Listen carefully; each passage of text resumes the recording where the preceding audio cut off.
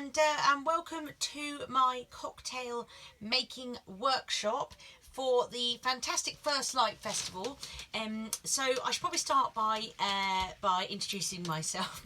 Well, because probably you have no idea who I am, but my name is Charlotte, and I run the Hedgerow Drinks Bar. So normally, obviously not so much this year, but normally I travel all over the country, mainly to festivals, but other events as well, with my pop-up bar, and I serve yummy drinks that are all handmade by me. So I started off making cordials, but now I do everything from cordials to smoothies to sort of iced and fresh herbal teas, and then I also do a line of cocktails, hence why I'm here telling you about them.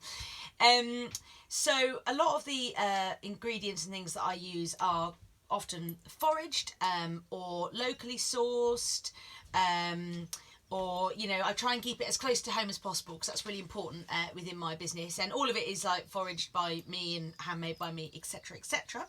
So last year I was lucky enough to be trading at the First Light Festival. I mean, when someone says, do you want to come and sell cocktails on the beach? You're going to say yes. If you've been, then you'll understand what I'm talking about. If you haven't, then it's definitely, you know, you need to go. Obviously not this year, but, you know, next year. It's just like super dreamy festival, excellent vibes, like, and the beach at Lowestoft where it's held is like, you know, big sand, like it's big sandy beach. It's absolutely beautiful. When you arrive, there's all the teepees and the big tops and the stage, and it's, you know, it's got great vibes, and there's people from all over the country who come, as well as loads of locals. And yeah, we freaking loved it last year. So we were really chuffed when they came to us to see if we'd be involved in their virtual festival. So probably get started. What are we doing today? So today I've made a cocktail inspired by First Light, and I'm calling it the First Light Sunrise because that's what the whole festival is all about, the sunrise, which last year was dreamy. So the First Light Sunrise. So today we're going to be using some turmeric, because I love turmeric. We're going to be using some freshly squeezed oranges, herbs, Aquafaba, which is the chickpea water. And no, I haven't gone mad. It really works. It's a bit like using egg whites in your cocktail, but I can chat more about that later. And then some tequila, because all good parties start with tequila. So hopefully you'll be able to make along with this and enjoy your cocktail, imagining you're on the beach or in a nice garden or whatever. And I think my contact details will be up around the video, so if you have any questions or anything, feel free to drop me an email or send me a direct message or whatever, and I will happily answer your questions. Okay, so probably a good idea to get started. So the first thing we're going to do is we're going to make our light turmeric sort of syrup, which is going to be sort of the base of our drink. Now, one thing I'm going to say is that turmeric it's pretty stainy. So when I was making the practice rounds of this, I did stain my pan quite badly. So for this, I'm using a slightly battered old pan that I'm not quite so bothered about. And I would advise you do the same. If you really don't like the idea of the whole staining thing, it did eventually come off, by the way.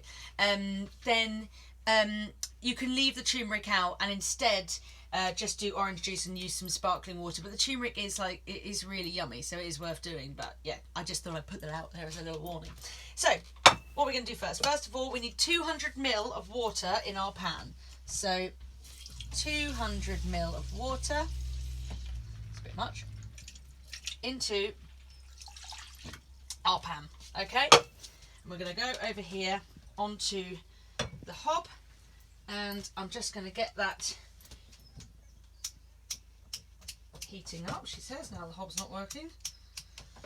Classic. There we go. Right, so I'm going to pop that on the hob, get it heating up. So to that, I am going to add 2 teaspoons of golden syrup. Now I'm using golden syrup because it's what I have and I love the taste of it. Any sweetener of your choice is fine, so you could use honey, you could use sugar, you could use maple syrup. It's completely up to you. Okay, so we're going to go in with 2 fairly generous teaspoons of golden syrup. So 1, and 2. So when I say it's kind of like a light syrup, you know, normally syrups is equal quantities of your sweetener to your water. So we're not going quite with that. We're going to give it a stir just to get it moving. Okay, and then on top of that, I'm going to add in half a teaspoon of turmeric. Just your standard powdered turmeric that you get anywhere. You don't need much more than half a teaspoon. It's pretty potent stuff. There we are. I'll just get the last little bits out of there. Beautiful. I absolutely love turmeric. It's quite often it's used mainly for you know, like just for colour, but the flavour is just lovely and it's earthy. And also, if we're looking at our sunshine cocktail, it just gives the most vibrant orange colour. Okay, so make sure that when you're getting it up to heat, keep stirring, because you don't want your sweetener to sit on the bottom and burn, okay? Because that's going to make it taste bitter, and no one wants that. It doesn't taste nice. So any sugar or whatever you're sweetening, your honey or golden syrup, make sure it's got a good stir. And that's getting nice and hot now.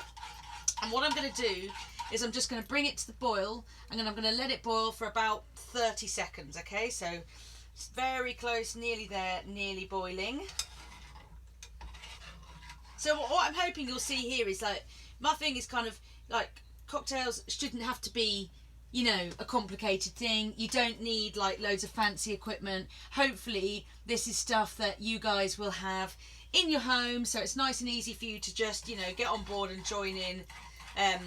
You know, because I think sometimes they hold this kind of reputation that actually you need loads of stuff, and actually it's just not the case. I've been doing quite a few cocktail making sessions on my on some lives recently, and I've been trying to show that, you know, especially during lockdown, that you definitely don't need to go out and buy a load of fancy stuff. Okay, so that's starting to come to the boil now. So like I said, I'm just gonna leave it there for 30 seconds. Pop that in the sink.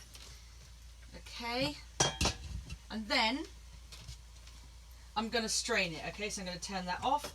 Now to strain it, I've got my sieve, and inside my sieve I've got a coffee filter, biodegradable coffee filter, obvs. If you don't have a coffee filter, you could just line it with some kitchen roll. You know, it just needs to be quite fine to get the powder. If you don't have something really fine, it's not the end of the world, but it will just mean that the drink has a little bit of turmeric in it, which isn't as pleasant to experience, but you know, it will still work. So I've got my sieve, I've got my coffee filter, I've got my jug, and I'm going to strain my syrup through here. Look at that, beautiful. And it's a gorgeous orange colour, and I'm just going to pop that over here to one side. I'm going to let that sit and strain, and in the meantime I'm going to start making up some of the rest of the drinks. So what we're going to do now, we're going to go in with 2 lovely big oranges. So I've got quite nice big oranges here. If you have smaller, like little sort of satsumi type oranges, you might need to use 4. Okay, so we're going to cut it in half, and then we're just going to squeeze the juice into here. There we go. Of course, you can use a you can use a squeezer, but I always quite like using my hands for these things. Squeeze all that lovely juice into there. Oh, fresh orange juice smells so freaking good, doesn't it? So yummy. There we go. That's one. Put that in there. Here's the other half. That's it. Get all that delicious. Don't worry if the pips fall in, because you can always strain it afterwards, or actually on reflection you could have just shoved a sieve on top of here and strained it into there, and then it wouldn't be an issue. But yeah, you can get the pips out anyway. It's not a big deal. There we go. Next one. Lovely.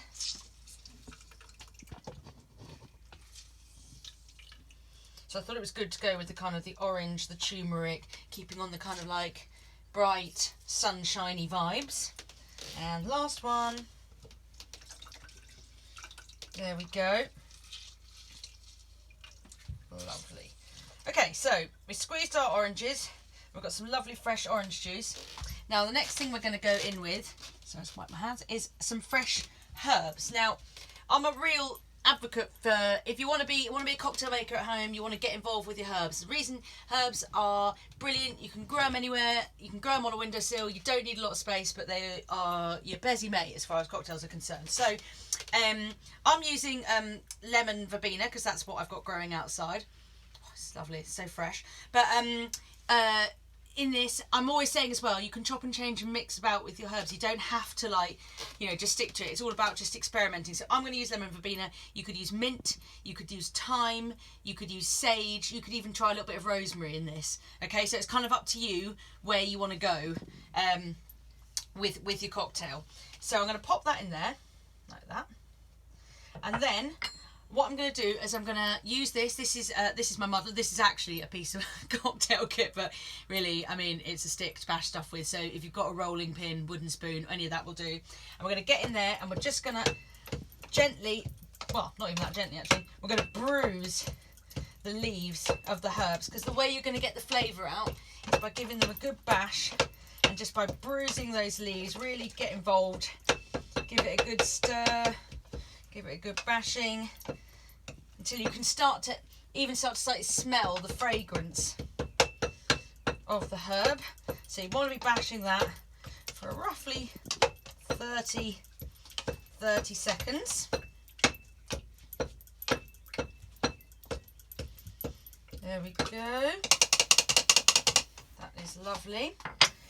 So then the next thing I am going to add is our Aquafaba, which is the chickpea water. Now this, to some people who maybe are vegan or whatever, will be quite familiar with this, because you can use it as a vegan alternative to egg white. What it does essentially is just gives you that lovely frothy creaminess, and I love using it because, I mean, I'm not actually entirely vegan, but I eat quite a lot of vegan stuff. But yeah, so it's more about the fact that it's basically just using a product that would otherwise go down the sink, and that's great, isn't it? So we're going to go in with 2 tablespoons of that. There we go. Don't worry, and don't waste your chickpeas. Make sure we're having a meal with chickpeas later, so do the same thing. And then I'm going to get the syrup, which should be nicely strained now. The syrup obviously will still be a bit warm. I'm having to rattle through this obviously because I've got a time scale, but for you, you could wait for your syrup to cool down, okay, because that would probably make it be better. So I'm going to go in there with my syrup. Okay, and then we're going to shake it up. So again, no fancy equipment. I'm just using a reusable water bottle. You just need something with a lid. So I'm going to basically pour all of this into there. Now, the shaking is important because that is going to really be what sets your Aquafaba to start working, okay? So we're going to have to do a really good shake. So maybe get your favourite tune on. Think about the fact that, you know, this could be your gym workout for today. Really get involved with shaking it. Of course, if you have a cocktail shaker, great. But really, like I said before, it's really just about using something that's got a lid, and really something which you can find or hopefully have around your house. Okay, so we're shaking that up nicely. Now, ready to glass up. I'm just going to have to grab some ice out of my freezer because obviously I forgot to get it out before we started in classic style. There we go. So we're going to go into the glass with, oh no, actually we're not going into the glass with ice first. We're going to do something a bit fancy. We're going to use our lime, and we're just going to put some lime juice all around the rim of the glass. Think kind of like tequila slammers here, you know. And then we're just gonna get our salt, pop it on our plate. And then, hopefully, I'm not always the tidiest at doing this, get our glass and just move it around just to line the rim with some salt. You don't want too much, just a little bit is absolutely fine. There we go. Just to give it a little bit of a frosting around the rim. That's perfect. Okay, ice in. I've got my jazzy pineapple shaped ice, so ice is going in. I'm then going to go in with a nice big slice of lime. I'm then going to go in with 25 ml of tequila. Obviously, how much booze you put in is up to you, but I think 25 ml is a good shout in this one. So 25 ml of tequila. So I'm just going to pop that in.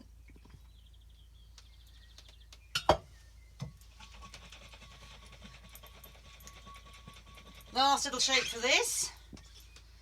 Then, look at that. Woo! We're just going to pour this out. Beautiful.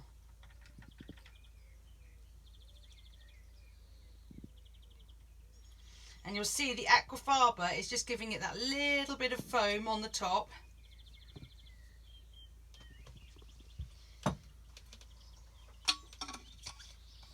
And it just adds a slight richness and a slight denseness to it.